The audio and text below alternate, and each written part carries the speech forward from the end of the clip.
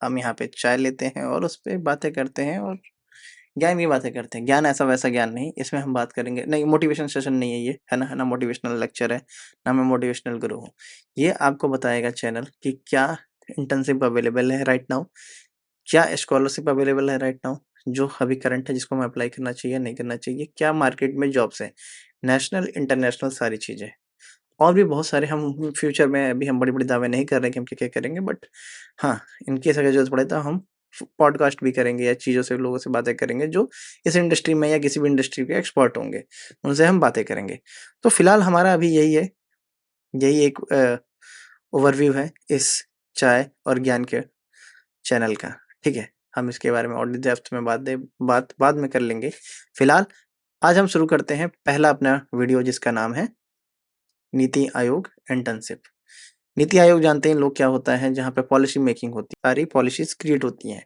Over the time इसे हम reform करते रहते हैं, रिवाइज़ करते रहते हैं और बहुत सारी इसमें 4-5 स्तंभ हैं, इतनी डिटेल में जाने की ज़रूरत नहीं है क्योंकि हमारा काम अभी डिटेल में इसको जानना समझना नहीं है। हमारा काम है इंटर्नशिप क्या है, क्या-क्या उसकी क्राइटेरिया है और क्या-क्या उसको कौन-कौन अप्लाई कर सकता है।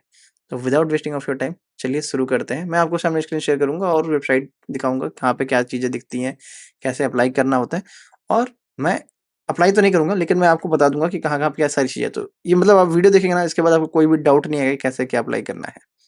तो चलिए शुरू करते हैं, देखते हैं और समझते हैं क्या-क्या चीज़ें रिक्वायरमेंट है। हाँ जी, तो ये नीति आयोग की साइट है, जो कि मैंने आपको बताया था। इसमें नीति आयोग के 4 4 मेन हेड्स हैं या 4 मेन पिलर्स हैं या 4 जो स्तंभ जिसे इसके अराउंड नीति आयोग काम करता है। Think tank and knowledge innovation hub है, ये इम्पोर्टेंट हब है जहाँ पे सारी चीज़ें सोची-समझी और बनाई जाती हैं। एनीवे खैर हम आगे बढ़ते हैं, ये वर्टिकल्स हैं उसमें, ये अप्रॉक्स 25 वर्टिकल्स होंगे। मैं जिसकी बातें आपसे और आगे करूँगा, है ना? तो चलिए हम बात करते हैं नीति आयोग इंटर्नशिप क्या है। तो ये है डिटेल इसकी, ठीक है? इसकी गाइडलाइंस जब अपडेटेड गाइडलाइंस न्यू दिल्ली में से आई है जो कि अपडेटेड है 2 नवंबर 2019 से, ठीक है? ये नीति आयोग में बहुत सारे वर्टिकल्स होते हैं, है ना? मैं आपको वर्टिकल्स की थोड़ी-सी जानकारी दे देता हूँ, ताकि आपको समझ में आ जाए। जैसे एग्रीकल्चर हो गया, डेटा माइनिंग एनालिसिस हो गया, इकोनॉमिक्स हो गया, एजुकेशन हो गया, फॉरेन ट्रेड हो गया, कॉमर्स हो गया, हेल्थ एजुकेशन हो गया, माइनिंग सेक्टर हो गया, प्रोजेक्ट अप्रेज़ल एंड मैनेजमेंट हो गया, पब्लिक प्राइवेट सेक्टर हो गया, टूरिज़्म कल्चर हो गया, अर्बन वाटर रिसोर्स हो गया। ये सारी एक डोमेन एरिया है जहाँ पे नीति आयोग काम करती है, ठीक है? तो चलिए वन बाय वन पढ़ते हैं, वन बाय वन समझते हैं। अब एक काम कीजिए वीडियो को 1.25 एक्स पे तो ऑब्जेक्टिव क्या है इसका? ऑब्जेक्टिव है कि जितने भी स्कॉलर्स हैं या फिर जितने भी स्टूडेंट्स हैं उनको एक्सपोज़र मिले कि नीति आयोग में काम कैसे होता है। ये इनका एक ऑब्जेक्टिव है, मेन ऑब्जेक्टिव यही है कि आप समझें इस चीज़ को। इंटर्नशिप इसीलिए कराई जाती है कि आपको समझ में आए कि वो डिपार्टमेंट कैसे काम करता है। वो पर्टिकुलर डिपार्टमेंट कैसे रन करता है, कैसे वर्क करता है, क्या कॉम्प्लेक्सिटीज़ है, क्या प्रॉब्लम स्टेटमेंट्स है, कैसे वो सॉल्व करते हैं, कैसे उसको अपडेट करते हैं। ठीक है? इसलिए इन्होंने ये इंटर्नशिप बनाया जिसका नाम है नीति इंटर्नशिप स्कीम। ठीक है? इसका जो ये कहते हैं, वही ऑब्जेक्टिव मैंने बता दिया। Through out the year based on होता है requirement of NITI Aayog. Internship भी थ्रू आउट द ईयर होता है, हर साल होता है, हर मतलब पूरे साल होता है। एलिजिबिलिटी क्राइटेरिया क्या है, ये इंपॉर्टेंट है। ठीक है? एलिजिबिलिटी क्राइटेरिया क्या है? आप इसको पढ़ना चाहते हो पढ़ लीजिए, वरना मैं आपको शॉर्ट में बता देता हूँ। अगर आप बीटेक कर रहे हैं या फिर आप बीएससी कर रहे हैं, कोई भी चीज़ कर रहे हैं, तो आपके पास 4th सेमेस्टर की डिग्री होनी चाहिए, क्योंकि बीएससी भी 3 साल का होता है ना? और बीटेक भी 4 साल का होता है। तो एटलीस्ट बीटेक कर रहे हैं तो 2 साल का, यानी 4th सेमेस्टर कंप्लीट हो गया हो, 5th सेमेस्टर में आप गए हो, तब आप इंटर्नशिप कर सकते हैं। और अगर आप पोस्ट ग्रेजुएशन कर रहे हैं, ठीक है? तो आपको क्या करना पड़ेगा? 2nd सेमेस्टर कंप्लीट हो चुका हो, देन अप्लाई कर सकते हैं, ओके? और मिनिमम परसेंटेज आपके, अगर ग्रेजुएशन कर रहे हैं तो मिनिमम परसेंटेज आपके 85 होने चाहिए, और अगर आप पोस्ट ग्रेजुएशन कर रहे हैं तो मिनिमम परसेंटेज आपके 70 होने चाहिए, ठीक है? ये सारी चीज़ें। पीरियड में क्या है? पीरियड में ये बताते हैं कि ये एटलीस्ट 6 वीक से होगा, 6 वीक का होगा और मैक्सिमम 6 मंथ का होगा, है ना? इससे ज़्यादा वो इंटर्नशिप नहीं अलाउड करेंगे आपको, ठीक है? और सर्टिफिकेट कैसे होगा? सर्टिफिकेट तभी इश्यू होगा जब आप पूरा कंप्लीट कर चुके होंगे, जिसका क्राइटेरिया है कुछ 75% आपको अटेंडेंस देनी होगी, सारी चीज़ों की एग्ज़ाम जो भी होगा उनको देना होगा, तभी वो आपको सर्टिफिकेट प्रोवाइड करेंगे, अदरवाइज़ नहीं करेंगे वो सर्टिफिकेट प्रोवाइड, ठीक है? जैसे कि मैंने आपको पहले बताया कि वही लिखा है, हर 1 से लेके 10 साल 1 से लेके 10 साल कह रहा हूँ, सॉरी 1 से लेके 10 तक के बीच में आपको अप्लाई होता है, यानी अगर जनवरी, फ़ेब, मार्च, अप्रैल हर महीने के लिए ओपन होता है। लेकिन अगर आपको लेट्स सपोज़ अप्रैल में करना है जॉइन, लेट्स सपोज़ मेरा अप्रैल में मुझे जॉइन करने की सोच रहा हूँ मैं कि अप्रैल से शुरू करूँगा, तो उसके 2 महीने पहले से मैं अप्लाई करना शुरू करूँगा। या बेटर है कि 5 मंथ पहले मैं अप्लाई कर दूँ, तो मेरी चांसेस ज़्यादा हो जाती हैं कि एक्सेप्टेंस की, और क्योंकि लास्ट मोमेंट पे अगर हम जमा करेंगे तो वो नंबर ऑफ कैंडिडेट्स ज़्यादा हो सकते हैं, जिसके चलते आपकी चांसेस कम हो जाएँगे। आपको बात समझ में आ रही है? ठीक है। चाय पीते रहिएगा, मैं थोड़ा-सा चाय को साइड में करता हूँ ताकि डिटेल में बात कर सकूँ, है ना? हाँ, एरिया ऑफ इंटरेस्ट आपका क्या है? इसमें आपने पहले भी बताया 25 डिपार्टमेंट्स हैं जिसमें आपको अप्लाई कर सकते हैं। डिपार्टमेंट्स आगे चल के फिर से एक बार हम बात करेंगे, ठीक है? प्रोसीजर एंड सिलेक्शन, ये इनका अपना प्रोसीजर एंड सिलेक्शन है। वो वर्टिकल हेड डिसाइड करता है कि किन-किन को सेलेक्ट करेगा, और इसका जो सिलेक्शन हो जाता है तो वो आपकी लिस्ट आपकी इसी नीति आयोग की वेबसाइट पे आपको मिलेगा। अब वहाँ पे अपना नाम लिख सकते हैं और आपको समझ में आ जाएगा आपका सिलेक्शन हो गया। तो you have to follow NITI Aayog की वेबसाइट को टाइम टू टाइम, है ना? मैंने बताया सर्टिफिकेट के लिए आपको क्या करना पड़ेगा, 75% अटेंडेंस लेना ही पड़ेगा, है ना? ऑन डेली बेसिस, इन और आउट दोनों टाइम पे होता है, जो भी है कि मतलब आप ज़्यादा समय पंच इन कीजिए और जब निकलते हैं तभी पंच आउट कीजिए, है ना?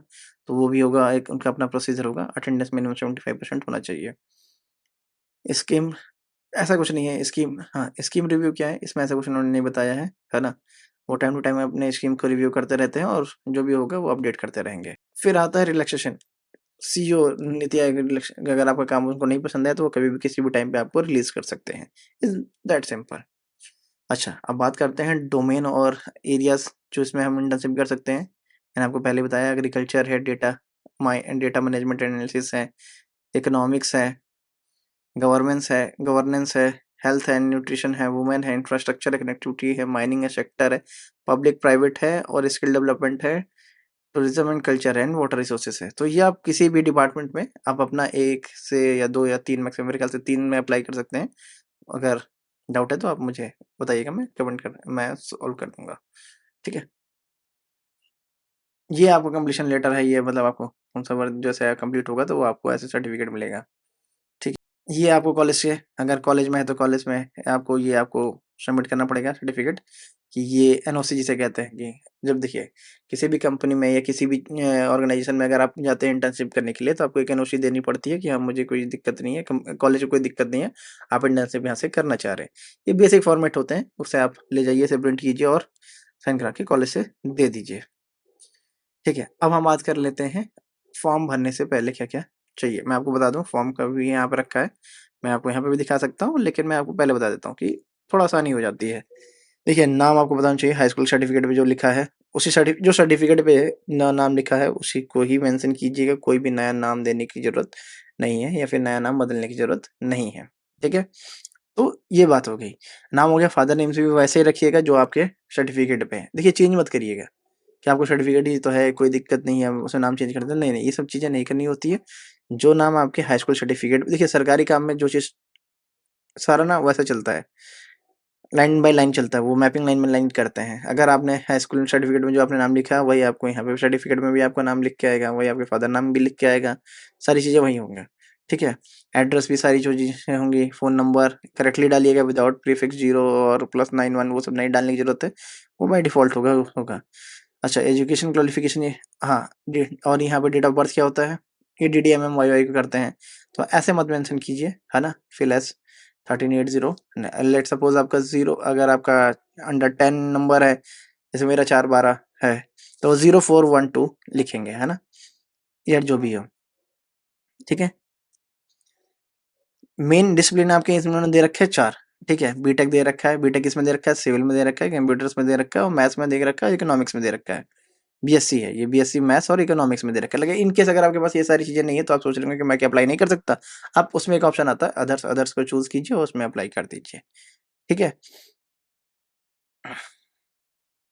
और ध्यान रखिए, इंटर्नशिप एप्लीकेशन विल बी, इसे ऑनलाइन ही फॉर्म भरना है, कोई ऑफलाइन यानी कि प्रिंट आउट करा के आपको कहीं भेजना है या चीज़ें करना है, कुछ भी नहीं करना होता है। और ये नीति आयोग की रिस्पॉन्सिबिलिटी होती है, वो होल सोल उनकी रिस्पॉन्सिबिलिटी है कि वो आपके फॉर्म को एक्सेप्ट करे, ना करे, है ना? सारी उनकी रिस्पॉन्सिबिलिटी, वो आप पे उनका कोई ज़ोर नहीं है, ठीक है? बस आपको अप्लाई करना है, साइट से अगर आ गया, आपका लक अच्छा है, ये चीज़ें हो गई, या आपका क्राइटेरिया अच्छा है, वो चीज़ों को फुलफ़िल कर रहा है उनकी रिक्वायरमेंट को, तो वो आपको डेफ़िनेटली कॉल करेंगे। ठीक है? फिर अब हम बात करते हैं, ये है उसका फॉर्म। मैं आपको तीनों लिंक दे दूँगा, है ना? आप उसको भरिए, अपडेट कीजिए और देखिए।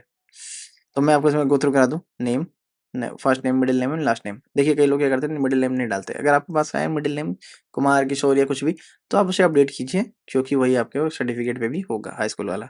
Same father's name, date of birth, ये आपका डेट ऑफ बर्थ है, फादर का डेट ऑफ बर्थ नहीं है, एड्रेस है, आई होप आपको पता होगा।